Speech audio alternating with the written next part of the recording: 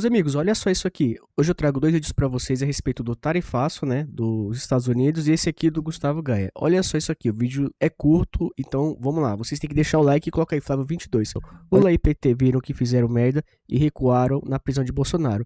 É claro, o PT ajuda a reeleição do Flávio Bolsonaro. Quanto mais eles batem no Bolsonaro, ajuda o Flávio e Bolsonaro nunca é esquecido. O governo Lula e seus asseclas perceberam que fizeram merda e agora querem voltar atrás. Eu vou te explicar. Hoje, não é só Alexandre de Moraes que merece a nossa gratidão por ter dado essa injeção de ânimo na campanha do Flávio Bolsonaro. Por ter dado essa reenergizada ao escancarar a perseguição que está sendo feita contra o Bolsonaro, contra o Flávio. Porque quanto mais perseguição, mais o pessoal vê que tá acontecendo aqui no país, cara. É bom que eles façam isso aí mesmo pra crescer o Flávio. O Flávio vai ganhar de lavada, velho. A população inteira viu isso. Até a imprensa, que bate palmas pro Moraes, percebeu que ele deu um tiro no pé. Mas não foi só Moraes que deu um tiro no pé. Você sabe por que o Moraes tomou essa decisão de impedir o Flávio de visitar o pai dele? Porque um cidadão conhecido como Lindbergh Farias fez um pedido ao STF. Lindbergh pede revogação da prisão de domiciliar de Bolsonaro após a carta. Lindbergh foi ao STF, e é sempre assim, o Lindbergh pede, o Moraes acata. Igual era o Randolfo Rodrigues no governo do Lula. Não é estranho isso aí? Tudo que esse cara corre lá pra pedir, o Moraes atende. Cara, não tem coisa estranha nisso aí, velho. Mano, é um negócio muito sinistro que acontece. Tipo, na cara dura. Eles acham que o povo é otário mesmo, velho. Eles acham que o povo tá vendo aquilo ali e não tá entendendo. Mano, eles subestimam muito o povo, cara. Subestimam muito. O Lindbergh meio que virou o novo PGR do Brasil. Um cara que nem deveria estar como deputado federal porque foi condenado por improbidade administrativa enquanto ele era prefeito da sua cidade. Palhaçada, velho. Tudo bem, ele só é deputado federal por causa de uma liminar, tá? Deveria estar preso esse aqui. Mas o Lindbergh foi lá e pediu a revogação da prisão domiciliar, ou seja, queria que o Bolsonaro fosse enviado de volta para o presídio. Foi por isso que o Moraes tomou essa decisão de proibir a visita do Flávio. Foi uma provocação do Lindbergh Faria, que é líder do PT, tá? Aí o PT achou que foi uma excelente ideia. PT aciona a STF e pede revogação de domiciliar de Bolsonaro após carta. O Lindbergh, o PT, todo mundo pedindo, olha, a carta é um absurdo, essa carta é um golpe à democracia, tem que prender o Bolsonaro de novo no presídio. A repercussão disso não poderia ter sido pior. E sem falar, né, meus amigos, porque assim, eles acham que o quê? Que o povo é otário mesmo assim? A gente vê o que eles estão fazendo com bandidos, estrupadores, assaltantes, traficantes, sabe? Se os caras fizessem isso que estão fazendo com o Bolsonaro, com esses bandidos aí, meu irmão, o Brasil estaria limpo rapidinho. Se eles trabalhassem pra fazer o bem, mas não, cara, é tudo ao contrário. É tudo ao contrário, velho. Foi tão ruim que o Flávio Bolsonaro fez uma live que foi a melhor live que eu já vi ele fazendo, falando do coração, do sentimento. E aí você vê que a militância da direita, do bolsonarismo, foi reenergizada. Recarregaram as energias, arregaçaram as mangas, caíram pra dentro. Flávio já está subindo nas pesquisas. E aí o que o PT decidiu fazer? Olha isso aqui. Aliados de Lula não querem revogação da prisão domiciliar de Bolsonaro. Continua aí, continua fazendo. Aqui o PT tá pedindo a revogação, aqui eles já estão falando que não querem, e o que mudou? Vamos ler a matéria que você vai entender. Aliados do presidente Lula gostaram da decisão do ministro do Supremo Tribunal Federal, Alexandre de Moraes, de proibir o pré-candidato do PL, da porcaria, Flávio Bolsonaro a visitar o pai, o ex-presidente Jair Bolsonaro, em regime de prisão domiciliar humanitária. Por outro lado, esperam que o ministro não revogue a prisão domiciliar do ex-presidente. Na avaliação dos petistas, os aliados do ex-presidente já estão explorando politicamente a decisão de proibição de visitas, mas teriam muito mais munição caso Alexandre de Moraes revogue a prisão domiciliar do ex-presidente. Seria um prato cheio para a oposição usar durante a campanha, com risco de agravamento do estado de saúde do Bolsonaro.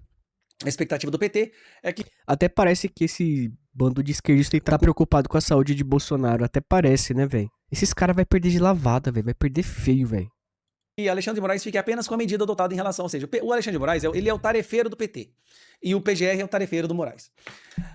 Fique apenas com a medida adotada em relação ao senador do PL, porque foi ele quem infringiu a medida cautelar. Primeiro, ele não infringiu a medida cautelar. Nunca existiu e nem pode existir no Brasil uma cautelar que proíba a leitura de uma carta de um prisioneiro. Não, mas na de Moraes infringiu, né? Porque ele é a lei. Ele que manda aqui. Então, filho, se fizer uma coisa que ele não gosta, infringiu a lei. Vocês não entenderam ainda? Isso nem existe no Código Penal, na Constituição. Você não pode proibir que uma carta escrita por um prisioneiro seja lida. Tanto é que o Lula escreveu 22 cartas e 22 cartas foram lidas, tá? No caso do Bolsonaro, a torcida é que seja feita no máximo uma advertência ao ex-presidente. Ao proibir visitas de Flávio Bolsonaro ao pai, depois de filho divulgar carta do ex-presidente em defesa de sua candidatura, Alexandre de Moraes voltou a ser atacado pelos aliados do ex-presidente. Peraí, não. O Alexandre de Moraes está sendo atacado pelos seus colegas do STF, pela imprensa da esquerda, por até gente da esquerda que viu que foi longe demais. Reclamam que Lula, quando preso, divulgava cartas e dava entrevistas, traçando inclusive estratégia de campanha de Fernando Haddad. Juristas lembram, porém, que tecnicamente a decisão de Moraes é correta. Afinal, estava em vigor medida cautelar proibindo Bolsonaro de usar suas redes sociais ou a de terceiros. Mas ele não usou suas redes sociais ou as redes sociais de terceiros. Olha como é burro. Não é burrice. Isso aqui, meu amigo, é desonestidade intelectual. Bolsonaro não usou a rede social dele e nem usou a rede social de terceiro. Ele escreveu uma carta pro filho e o filho leu na rede social dele. Ele não apareceu. Eles estão com tanto ódio, tanta raiva do nome Bolsonaro, que eles tentam prejudicar, mas ao contrário, o efeito é outro. Eles dão mais visibilidade, mais nome pra família Bolsonaro. A mídia nunca vai esquecer o Bolsonaro. Você pode ver, mano, o cara tem quanto tempo que o cara assumiu das mídias? Quanto tempo? Quantos anos? E o cara é falado direto, mano. Nacionalmente e mundialmente. É um fenômeno. Na rede social. Não tem a voz dele. É uma carta sendo lida. Continuando. Na época de Lula, hoje presidente não estava em seu trânsito em julgado decretado. Já Bolsonaro está com seus direitos políticos suspensos. Por isso, não podia descumprir a medida cautelar que proibia o pré-candidato PL, porém recorte. É uma palhaçada isso aqui. É uma palhaçada. O resto é só palhaçada. Tá aí. Bolsonaro preso na casa dele. Ele é o único prisioneiro da história do Brasil que não pode escrever uma carta se essa carta for ser lida nas redes sociais. É o único da história do nosso país. Ele não pode. Isso nunca existiu. E a besteira foi tão grande que a própria esquerda percebeu que eles fizeram merda e agora querem voltar atrás. Opa, rapaz, eu tô achando que a gente foi longe demais. Ficou muito escancarado que nós somos sem escrúpulos. Então não ficou legal. Provavelmente o Lula deve estar agora ligando pro Moraes e falou: não manda o Bolsonaro de volta ao presídio não, cara. Vai pegar muito mal. Você tá ajudando o Flávio Bolsonaro. E aí, obviamente, o Moraes vai acatar uma ordem porque ele é o tarefeiro do PT e do Lula. E o PGR é o tarefeiro do Moraes. É assim, é impressionante como o Lula sequestrou a nossa...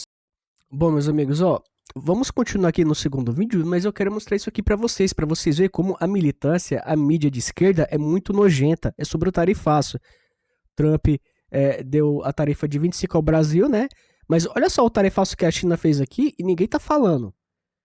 Bom, mas eu vou ler aqui pra vocês, O tarifaço chinês estabeleceu uma sobretaxa adicional de 55% sobre a exportação de carne bovina brasileira, que excede a cota anual do país. Somada à taxa padrão de 12%, que essa aqui já é a taxa do Brasil, a tributação total sobre o que ultrapassa o limite salta para 67%, o que na prática torna inviável a continuação dos embarques além do volume estipulado. Meus amigos, olha só, e continuando aqui embaixo, o governo chinês fixou uma cota de 1,1 milhão de toneladas para o Brasil. Com o volume brasileiro atingiu esse limite, as exportações brasileiras sofreram esse impacto direto e exigiram a paralisação ou redução das operações de diversos frigoríficos. Aí o que acontece? Agora vai ficar com muita carne aqui parada, aí a carne vai abaixar o preço, Lula vai usar isso aí como coisa de campanha. Fica olhando que vocês vão ver só. Vamos ver o que esses caras aqui vão falar.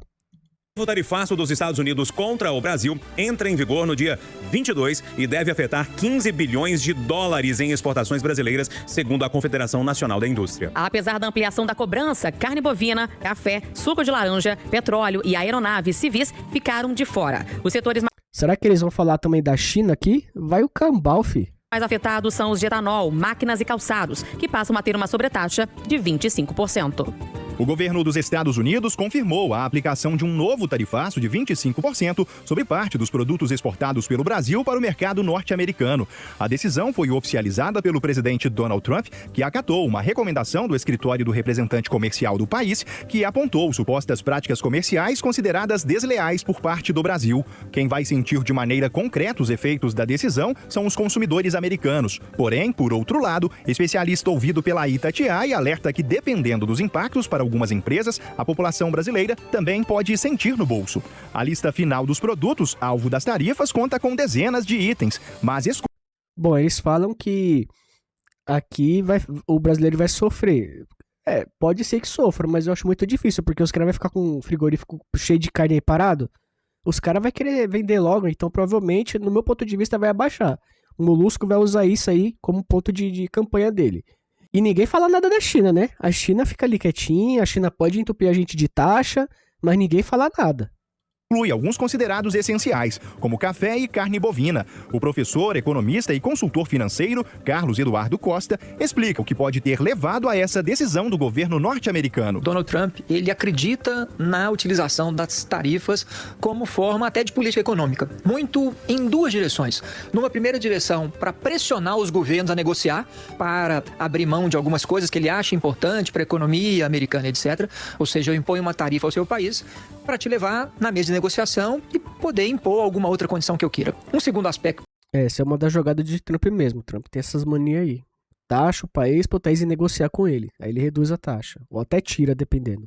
Que ele acha também relevante é que ele acredita que impondo tarifas, ou seja, tornando os produtos importados pelos Estados Unidos mais caros, ele vai estimular que esses produtos passem a ser produzidos internamente dentro do solo americano, empregando mão de obra americana, trazendo mais impostos para a economia americana. Claro, a medida impacta principalmente a população estadunidense, mas o brasileiro também pode sentir no bolso de alguma forma? Com certeza. A gente tem alguns segmentos e algumas empresas cuja venda ela está basicamente direcionada ao mercado americano. Caso essa empresa não consiga encontrar um mercado alternativo, novos clientes, as vendas vão diminuir. Isso, obviamente, vai impactar não só aqueles funcionários daquela empresa, mas também a população da cidade, da região onde essa empresa está inserida. Um outro impacto pode também vir a partir do momento em que as empresas tenham parte das suas vendas comprometidas para os Estados Unidos. Elas vão ter que até reajustar os preços das mercadorias para o Brasil. Então, pode É porque eles estão acostumados a vender em dólar. Então, em dólar eles ganham mais.